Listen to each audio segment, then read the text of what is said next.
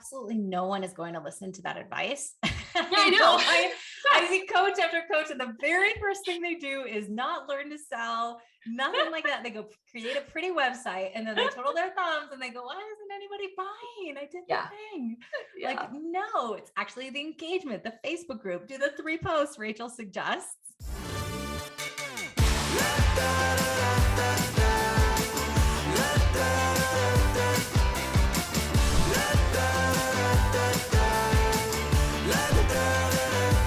Do you ever come across a coaching program and wonder how they sold it, why they built it, and what life looks for them day to day?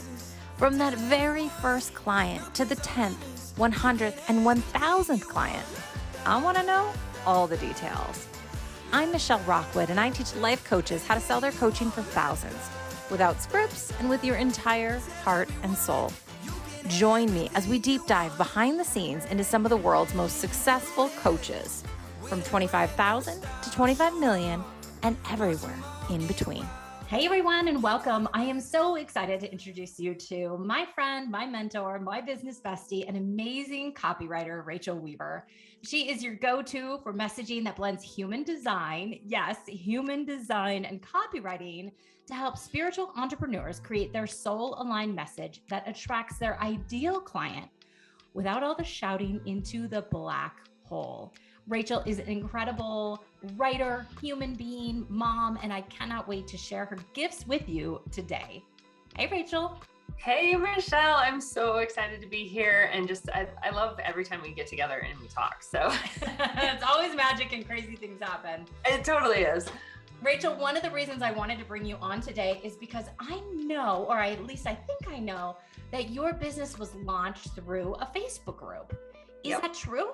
Yeah, that's where it started. I started it because I was a little afraid to put myself out there on Instagram or a Facebook page or my personal profile. So I was like, I'm going to create a group that feels really safe to me.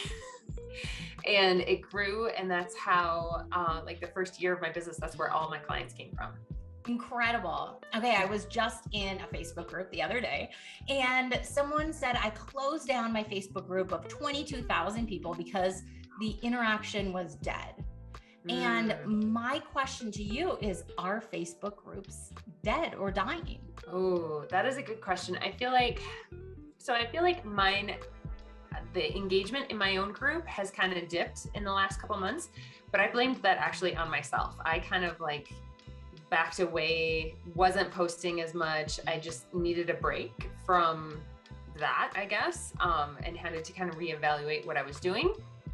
And now that I'm coming back, the engagement is coming back. So it's a lot of, I believe it's whatever you're putting in is what you need to get out. And as long as your message, as long as what you're sharing is inspiring to those people, then I think there is engagement there. The people do want to be in those groups, but it's a matter of finding the right people. So maybe that person pivoted and started doing something completely different and it changed the audience, or right. There's so many factors in why people aren't engaging versus why they would engage.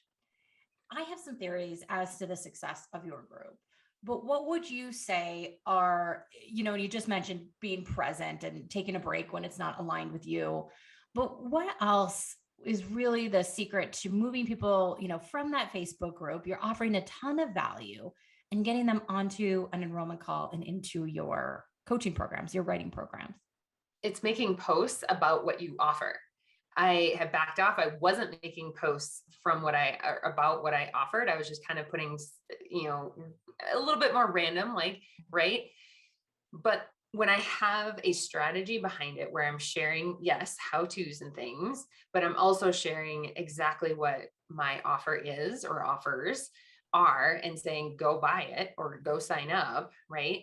That's how you get people out of the group and onto a call. Do you have a regular routine? Okay, I post 3 times and then once a week I make an offer, or is there any kind of system like that? Or is it a little more intuitive?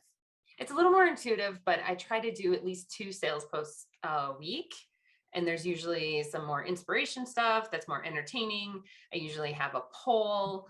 And there's some education stuff, and then I try to go live. So it's a mix of different types of content as well, which I think is really important. And I also, if I really want to get engagement up, there's a 3-post series that I do where it's, do you want me to break it down of what the series is? Okay. So you think of the action on the third post. The action on the third post is like, go buy a masterclass or go get on a call, right? Like that's your call to action on the third post.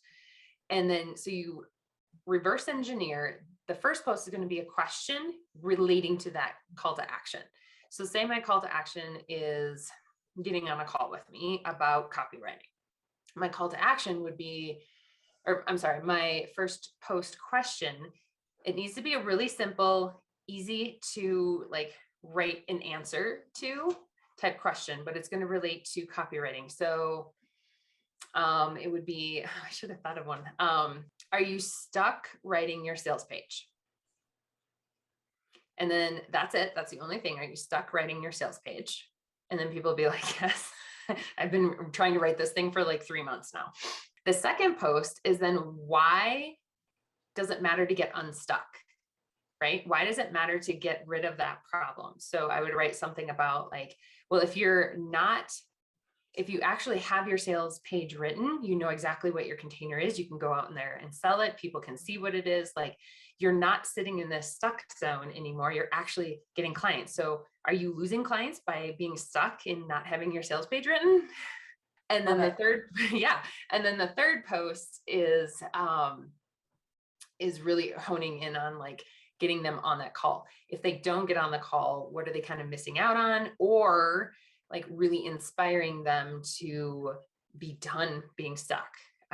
They're over it, they're drawing the line in the sand, and they're ready for either help or something to get them out of this stuckness, right?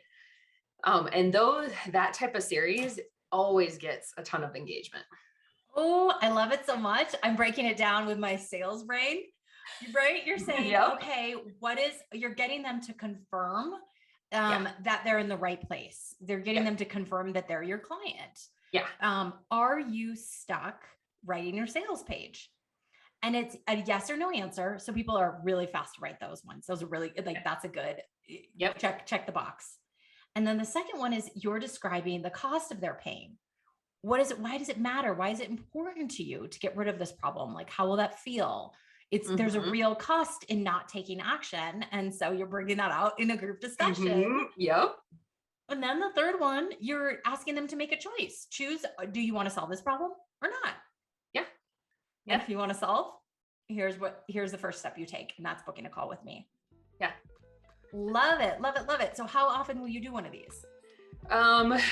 When I'm feeling like engagement's low, or I'm like, oh, I don't have a lot of sales calls booked right now. I should depending on it, again, it goes back to like what that call to action is. Sometimes I'll do it before I launch something.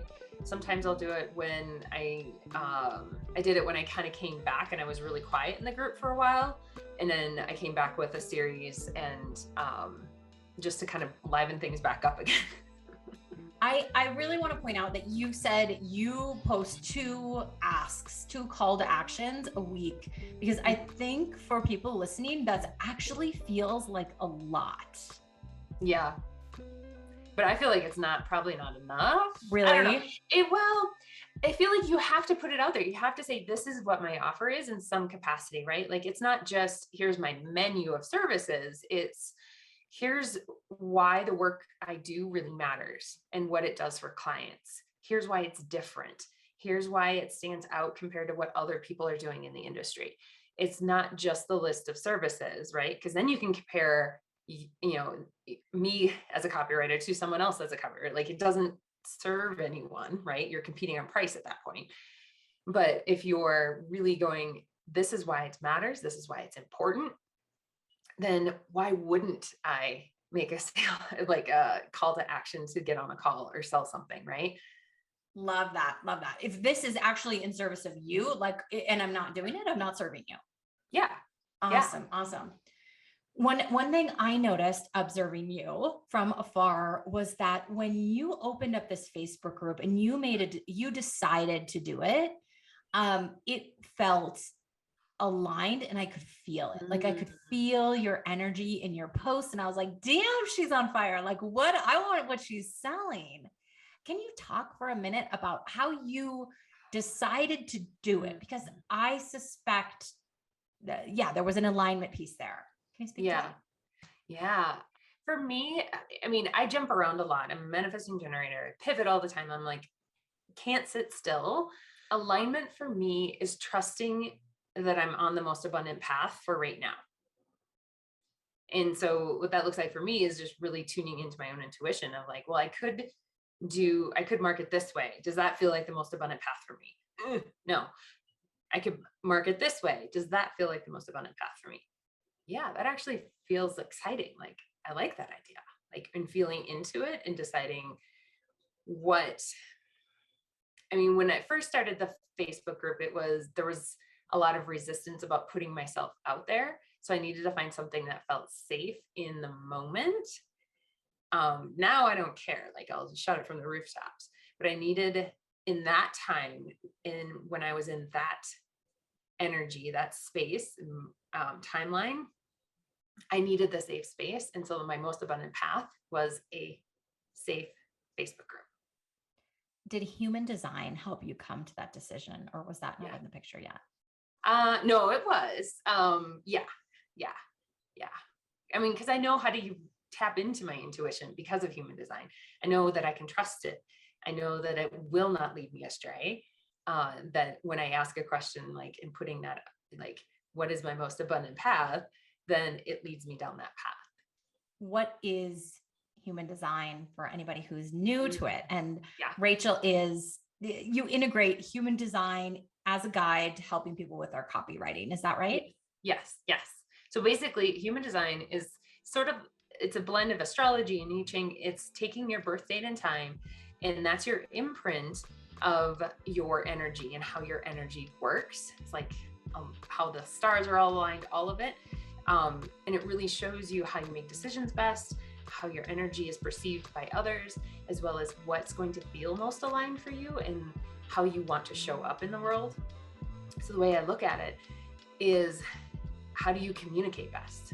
What does your energy want to communicate, and how does it want to communicate? And then how are people perceive that energy as well? Because we're all interacting and we're all these little aura bubbles bouncing around.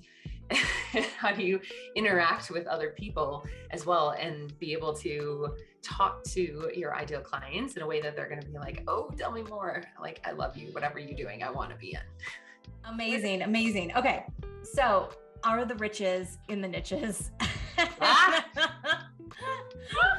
I think you used to be anti-niche, right? Or niche. Am a little anti-niche. I think your core, so there's two things. You have your core message, which is like what you stand for. It's like your big vision core message, right? And then you have offers underneath of that. So offers 100% need to be niche. Like, if you're trying to create a course or service that's for everyone, it's gonna be really hard to sell.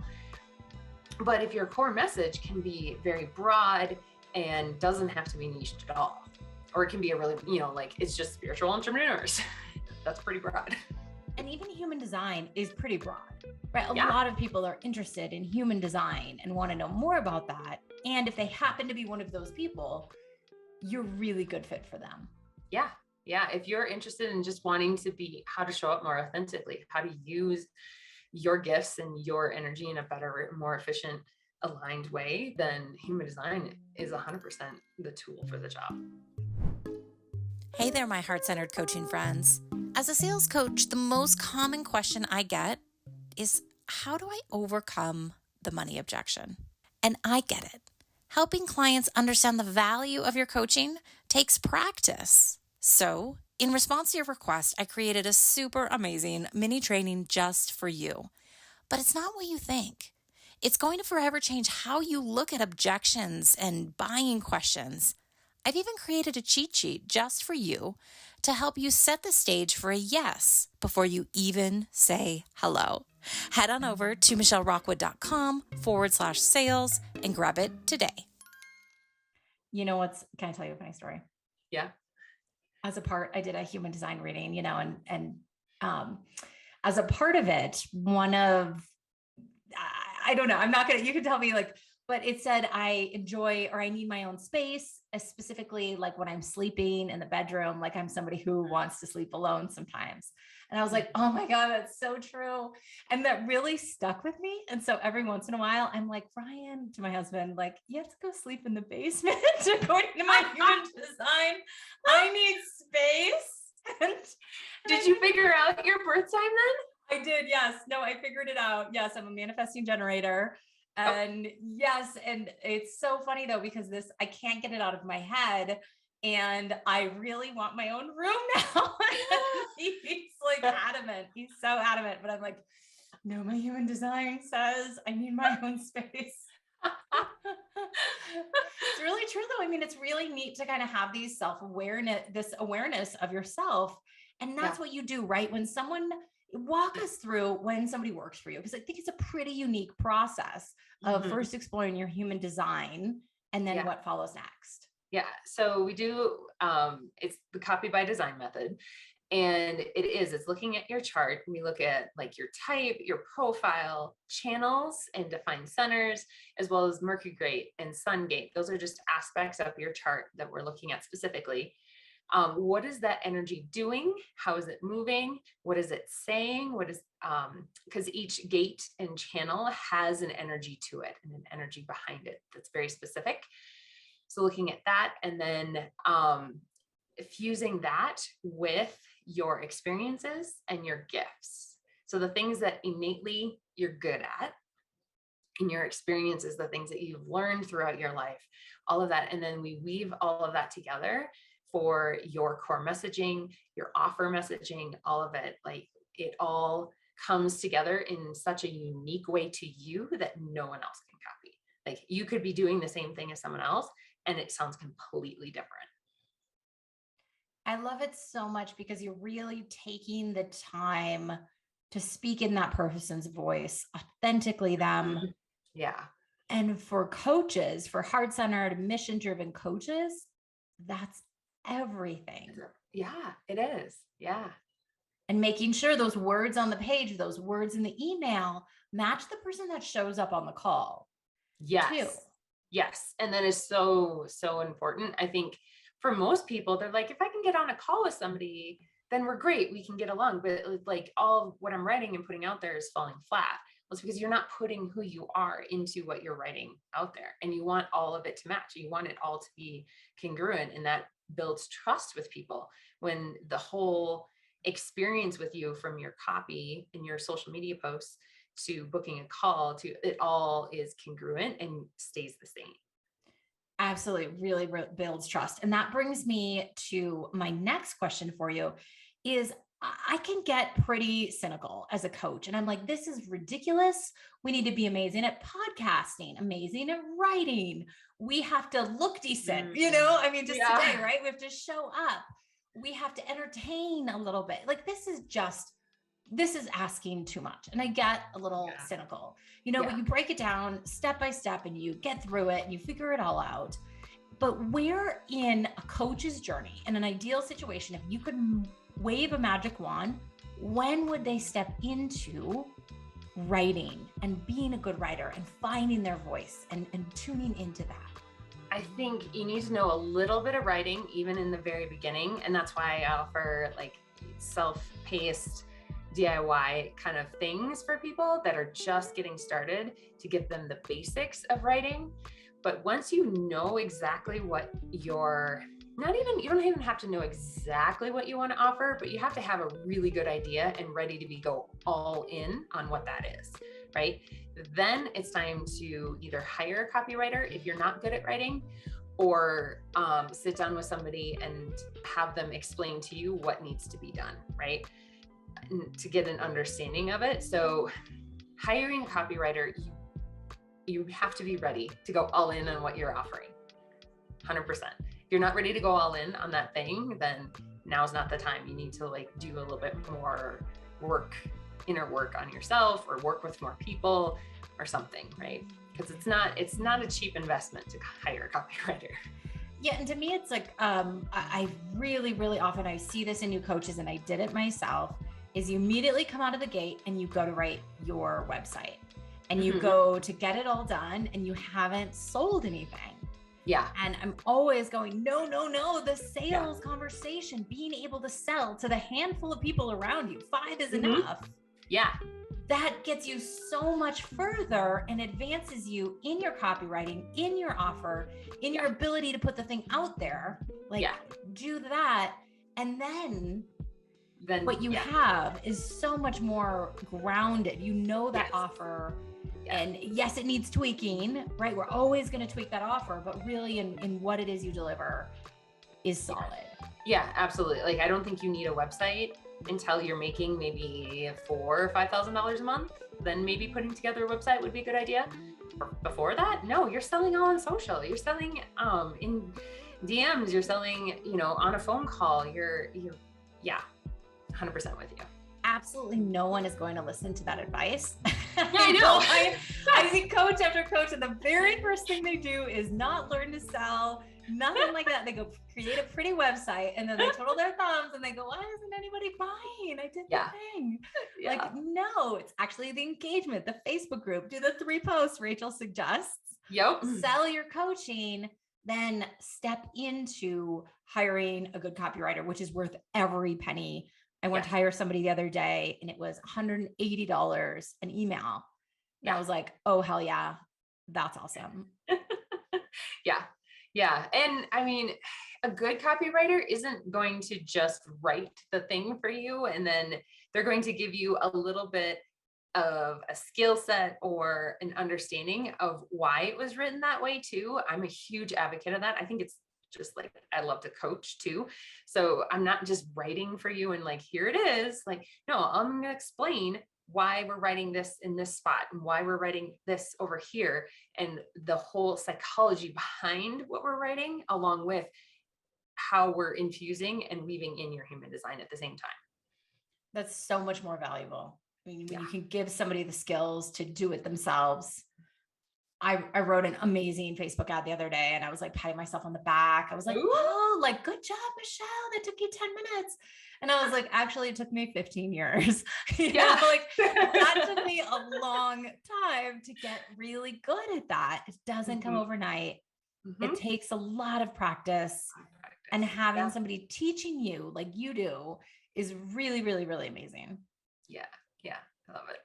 Rachael, how do you deal with the high highs and the low lows of running your own business and the riding the waves of clients? How do you deal with that emotionally on a day-to-day basis? I have a coach. Yep. No shame. I have a business coach, and I Voxer her anytime I'm like, I don't know what's happening or, what's going on. I'm really whatever. And she's always been able to kind of pull me back out of it and reframe things and just, I guess, pull my head out of the sand. Because I think when we go into that low, we can put blinders on, we put our head in the sand and it's all melancholy and everything's bad, when that's not the truth. We just need to reframe on whatever's happening or whatever you're experiencing, to realize that, no, this is a gift. You're in a really great spot. Don't shame the gift for being in this low. Like all the times that I've pivoted and felt like, what am I doing? I don't know what I'm doing. That feeling again. Every time I've worked through that negative emotion, I get to the other side. I'm like, oh my God, I totally know what I'm doing. And I fucking love it. It feels good and it's worth it in the end, 100%. And a really good coach helps a lot. Yes, absolutely. Yes. Very cool. Now I want to talk a little bit about niches a little more before you wrap up. Do you have advice for folks that are trying to find their niche? What have you experienced in your life? What have you healed or achieved yourself and help those people? Start there. Love it. Like that's, even if that doesn't end up being what you like, find something to start, find a way to start. Yep. I feel like, would you kind of agree? I feel like, I don't know, human design, maybe, did it find you? I feel like sales coaching found me. Yeah, it totally did. I started off coaching women who were going back to work and started this amazing program. And I really, really loved it. But then I stood up in front of a group and started talking about coaching, and people were started talking about sales. People started taking notes. And I was like, what's happening? What's happening? Oh my God. And that just became so easy, getting paid for opening your mouth and just being who you are, which is what I see you doing with human design. It's such a part of who you are. Absolutely. Yeah. Yeah. Very cool. Well, thank you so much, Rachael. Thanks, Michelle. Yeah. Is there any advice you would give a new coach starting out that you wish you had known when you first started? You have to know what you're selling. If you don't know what you're selling, you don't know what you're offering, it's going to be really hard to grow a business. No shiny website, no amount, posting daily and reels and doing all that crap is going to help you if you don't know what you're selling. Love it. Yeah. Thank you. Anything else you want to share as we finish up today? No, this is fun. Yeah. Thank you so much. Rachael, where can we find you? Oh, I just actually changed everything. It's RachelWeaver.com now. And you can find me, the Facebook group is Aligned Copy Posse. And Instagram is I am Rachael Weaver, because Rachael Weaver was taken. I am Rachael Weaver. Love it so much. Thank you so much. Thanks, Michelle. Hey coaches, thanks for listening. I hope you enjoyed that episode. If you like the show, I have 2 asks for you. 1, share the podcast with a coaching pal that could use support around sales. And secondly, leave a review in whatever app you're listening on. And if you'd like to learn more about selling your coaching unscripted, head to unscriptedsales.com or find me at Instagram at Michelle M. Rockwood. See you soon. Happy sales.